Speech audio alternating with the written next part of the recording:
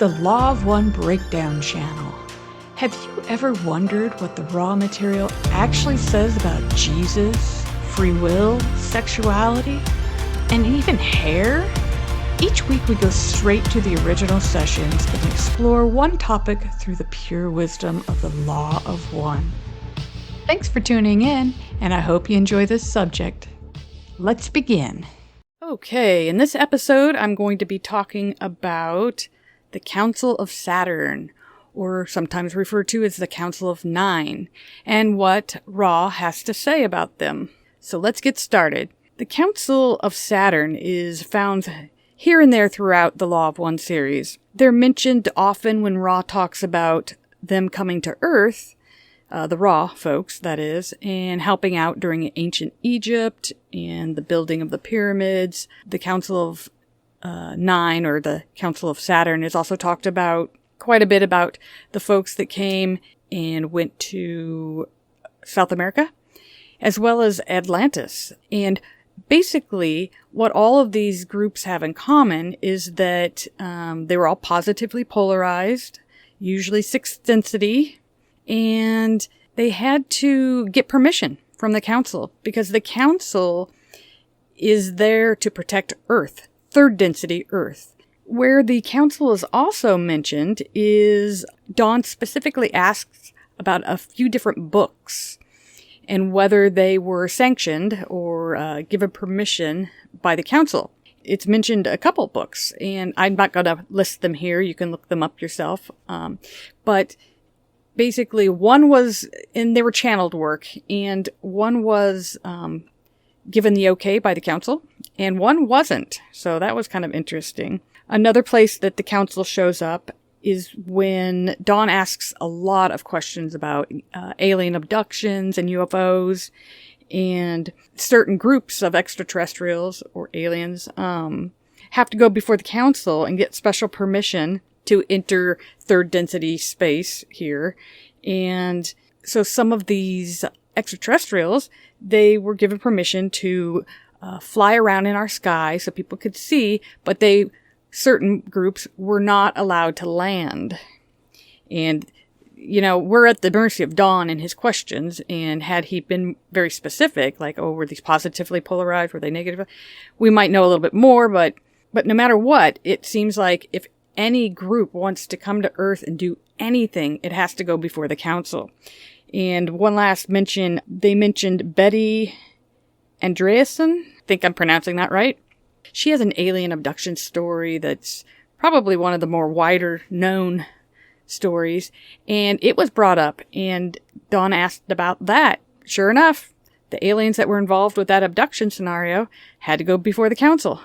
And you might be thinking, well, but the council gives aliens permission to abduct us. But I'll do another episode on that, because we do things on a soul level, and then we come here and we forget all about it. So a seemingly bad experience might be exactly what we planned for ourselves to begin with.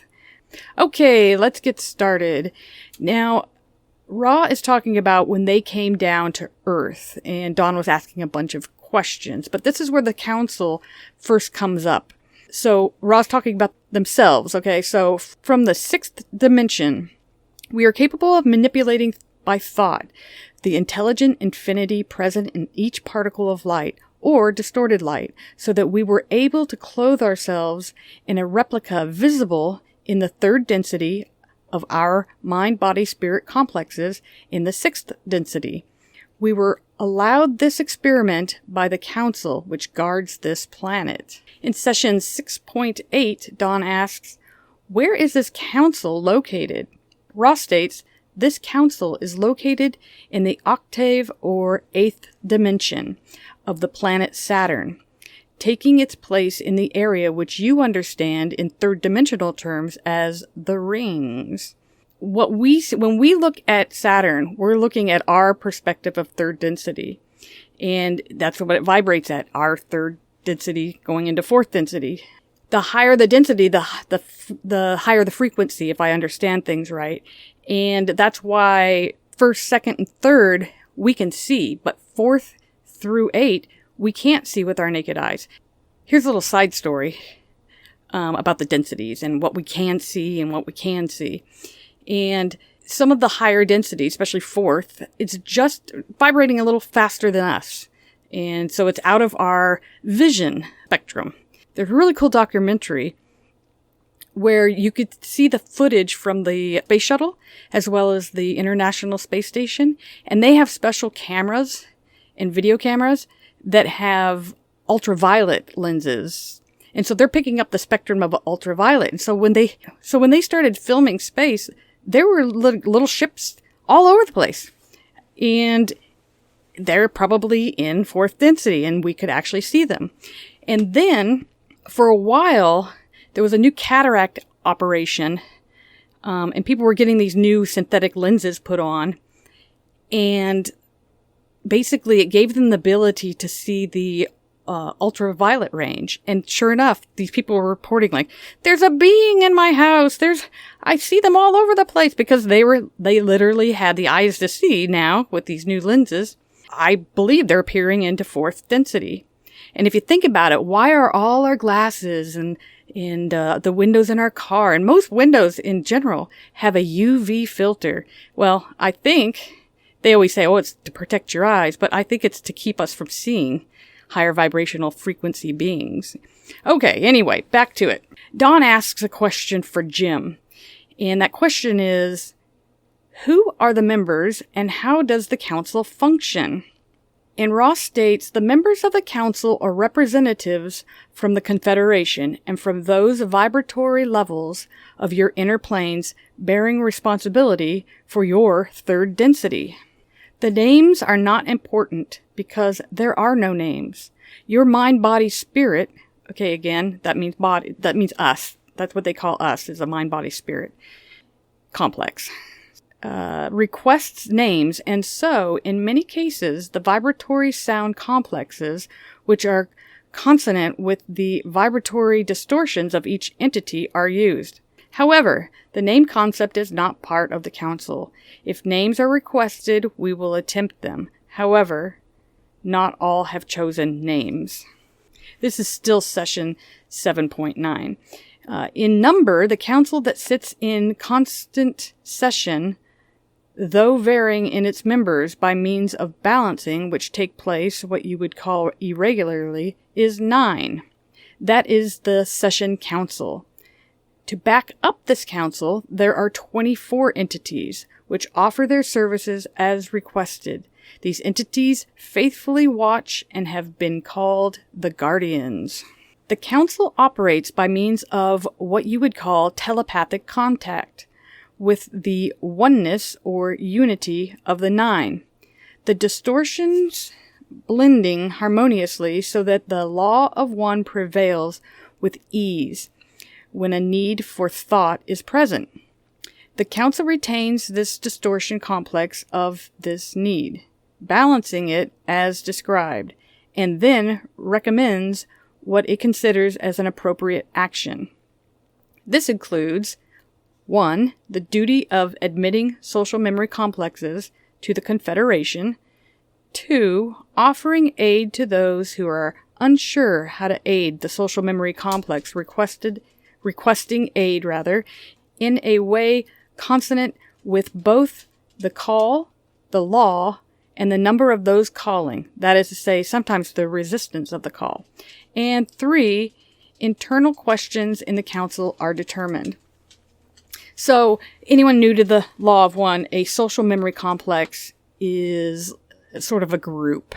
We start forming them in fourth density in telepathic in nature, like a group mind, but individualized.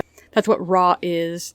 And so in fourth density is when generally beings are allowed to join the Confederation, according to the law of one.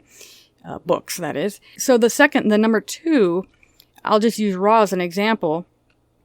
They had this desire to help out Earth because after the second harvest, there was barely anybody harvested, if none. I think maybe, I can't remember off the top of my head, but it was like very low.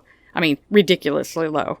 And that means, harvested means when they die in their third density body, these, people on Earth, they either graduate into fourth density consciousness, and then now they can incarnate into fourth density. Probably not here yet, but on another fourth density planet, or they have to repeat third density.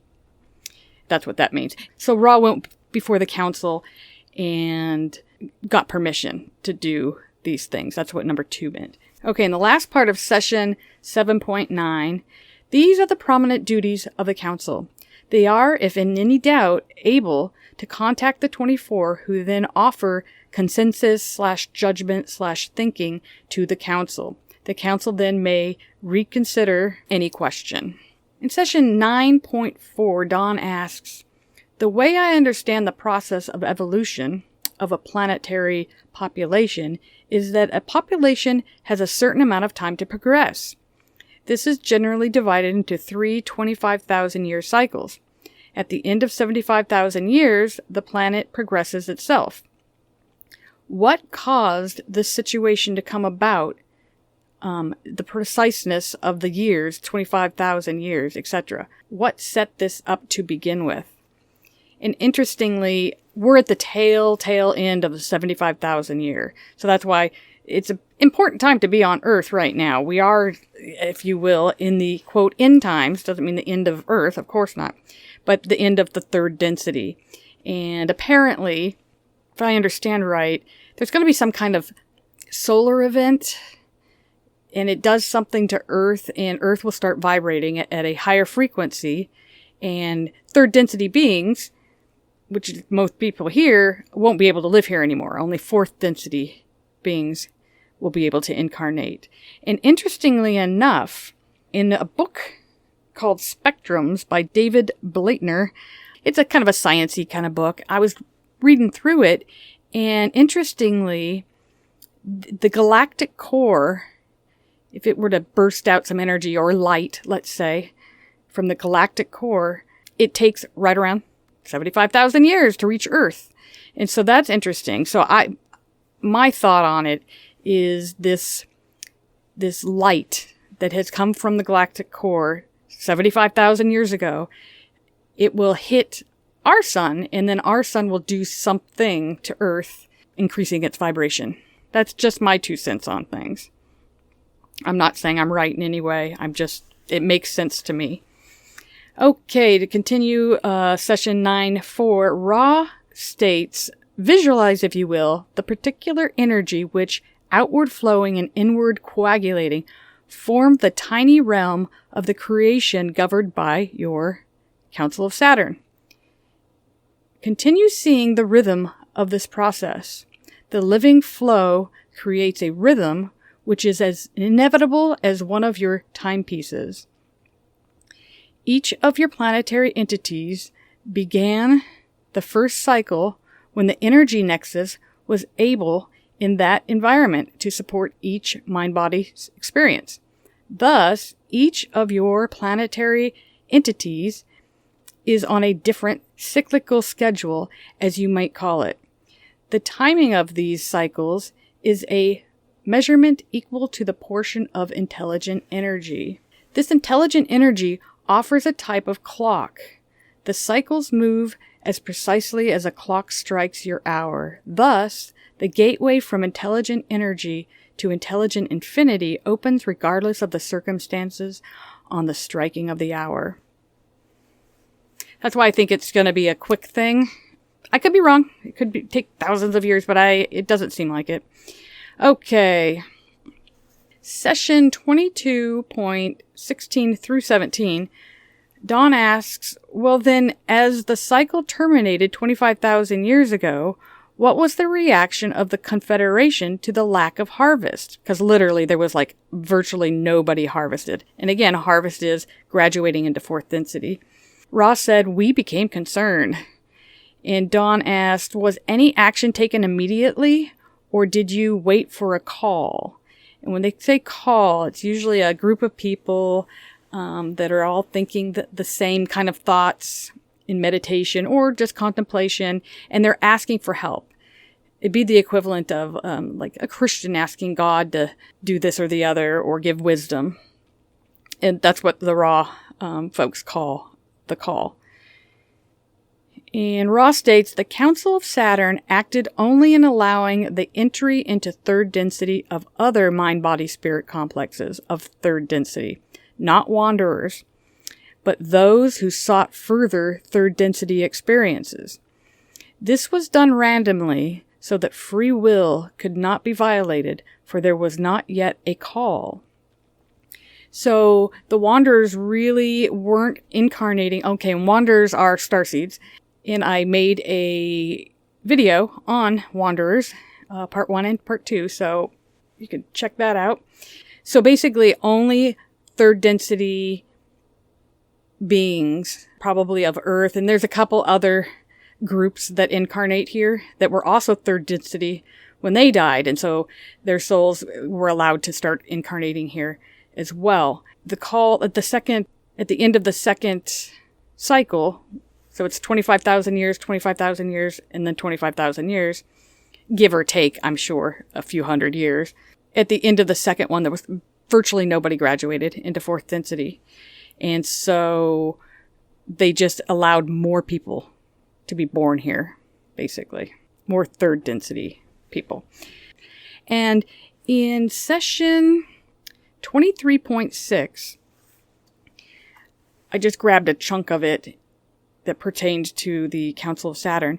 And this is where Ra is talking about them coming to help out, because there was no harvest. Virtually no harvest. Okay.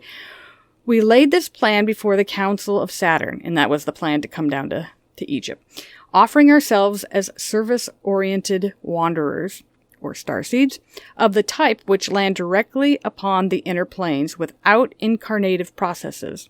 Meaning they weren't going to be little babies and be born and have to try to remember everything. The next part will explain what they do. Thus, we emerged or materialized in physical, chemical complexes. That's another way that they say third density body here on planet Earth. Representing as closely as possible our natures, this effort being to appear as brothers and spend a limited amount of time as teachers of the law of one, for there was an ever stronger interest in the sun body, meaning the Egyptians worshipped the sun, and this vibrates in concordance with our particular distortions. In session 70:15, Dawn asks, if a wanderer of 4th, 5th, or 6th density dies from this third density state in which we presently find ourselves, does he then find himself in third density time-space after death? In time-space, it's space-time, time-space. Space-time is incarnative, where we are. And time-space is another way of saying like soul space, the metaphysical space. It's where when you die, your consciousness, your soul, your spirit, whatever you want to call it, goes on to this other place. And that's what Ra's talking about. And Ra says, this will depend on the plan which has been approved by the Council of 9. Some wanderers offer themselves for but one incarnation, while others offer themselves for varying lengths of your time, up to and including the last 2 cycles of 25,000 years. If the agreed upon mission is complete, the wanderer's mind-body-spirit complex, i.e. soul, will go to the home vibration. They'll go back to their own planet and incarnate, like if it was a 5th density wanderer and what they planned with the council was done, they would go back and incarnate on their own planet in 5th density. Okay, that's all the slides I have. Again, the council is mentioned more in other sessions, but I kind of hit on those at the very beginning. So one thing that the council reminds me of is if anyone's read Michael Newton's books, Journey of the Soul and Destiny of the Soul, and he has other books as well. He was a psychiatrist who started using hypnosis to help his clients. He would get them to a certain level of brainwaves, and it would open them up to more of a spiritual journey. And that's theta level brainwaves. But basically, he found that the people would start remembering their past lives, basically. And he didn't believe in any of that stuff. Nothing. So he started doing these to prove that past lives don't exist.